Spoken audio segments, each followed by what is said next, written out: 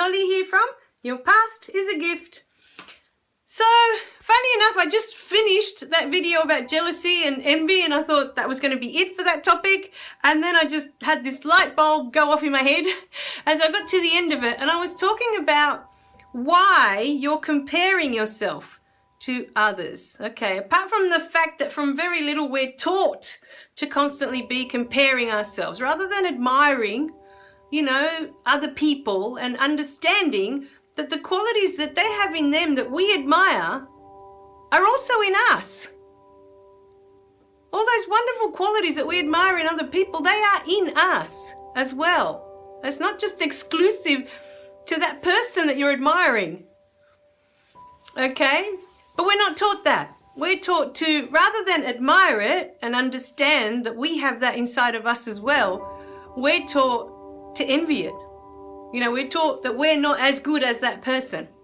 We can't do that. We can't be that. And, I turned it off and I was going on to another topic. I was looking what the next topic was. And then I realized, sometimes when we're growing up, we're not even compared to our own siblings. Because I was at one of my cousin's birthdays, one day. We hadn't seen each other for a long, long time. And I think it was one of the first times that my husband met this cousin. It was a male cousin, which is funny. It doesn't even have to be same sex. So that's when all the light bulbs went off in my head. And, he made this comment at his birthday party about me being ducks at school. And the way he said it. We came home and then my husband was making this comment about my cousin saying, that because you were ducks at school. And so he always calls me Ducks now, my husband, right? He's stuck to him in his head.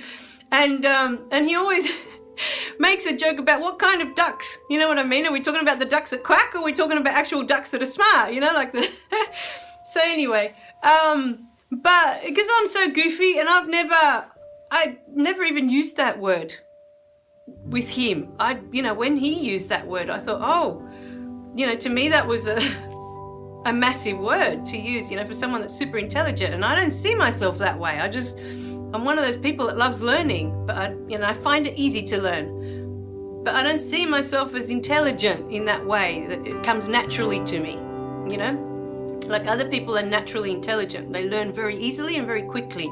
It takes me time, but I love doing it, so I do it, And to use that word and the tone that he used. And it wasn't until I started writing this book, everything came with writing this book. And that's why I encourage so many people to do the process, because you wake up to so much in your life. You just do. You don't mean to. I didn't mean to. There was so much that I didn't think I was going to be aware of it. It just happened. And to me, it's been one of the biggest blessings in my life. This process, this journal that I started that ended up being published, as a book. And anyway, coming out of that situation, and we came home, and it took me quite a while to process. The tone was not a good tone, talk to her because she was the ducks of school, and I'm at school. And I was like, what does that even mean? Why would he even say that? When I thought us all growing up, I thought we were happy together, we were all good together. I didn't think there was to me, I never treated them any different I just gave them my love and I was goofy with them and I was never anything else, but their cousin, So, and I was the youngest. So to me, they were always the smarter ones that could teach me, like his sister taught me how to play chess because she could, figure it all out. She was about 7 years older. And so she taught me chess. So I was always admiring them for all the things that they could do and knew how to do that I couldn't do yet, because I was one of the youngest. Anyway, and it wasn't until I started writing the book that I realized that in his home growing up, because I asked my mum later, what does that even mean? Why would he even say that like that? And apparently growing up, him and his sister were compared to me and how I was doing at school. In their home, their mum was using me, to make them work harder, to get better grades, to do well, You know, and I wasn't even a sibling, I was just a cousin. So sometimes parents use all sorts of different people to try and get the best out of their kids, or to try and, I think they're doing what they feel is the best for their children. Because like I said, for so many people, there's this belief that going to university and getting a degree is the most important thing. If you have that, you'll be set for life. You know, you'll have a good income, you can have everything you want. So many parents raise their kids with that belief, and so they will do anything that they can to motivate their children, you know, to go in that direction, because that's their belief, it's that strong. Especially immigrants, you know, coming into a country that's not their own country, not their own language, not, you know, and they feel like they're inferior already because of their background. You know, they already come in thinking, if our kids are professionals, if they all have degrees, if they all, you know, they can do well, they can, financially they'll be well off and they'll never have to have our struggles, you know. But to him there was that, and I didn't know until that day at the party, and we were much older then, you know, I'm talking, we're in our 40s. And for him to make that comment, and I was like, what? I thought we were equal, I thought we were the same. What do you mean? With that tone, talk to her, she was the dux of school. And I was like, what? Where did that even come from? You know?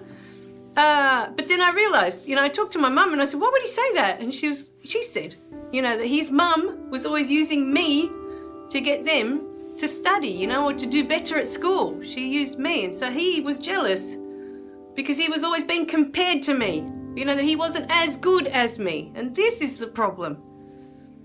Although you have all the best intentions that you're trying to get your children to do well, you're actually making them feel they're not as good as someone else. They're not good enough just as they are. You know, so jealousy can also come from there. It doesn't even have to be a sibling. Sometimes it's a neighbor, you know, that kids are compared to, or sometimes it's just whoever's the best in their class. Why can't you be as good as them?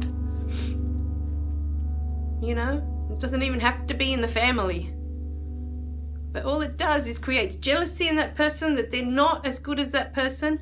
And then there's that feeling that they're not as good. They're not good enough.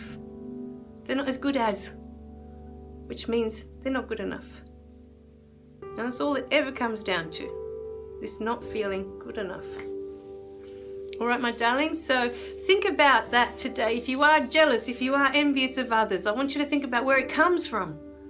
Because once you can understand where it started, how it came about, why you have those feelings, then you can start to move away from it. Because that jealousy, that envy, always keeps you in this place of you're not as good as. It stops you from connecting fully. You might connect a little bit, but because you're not as good as any, you know, that person that you seem to think is amazing, or the one you're comparing yourself to,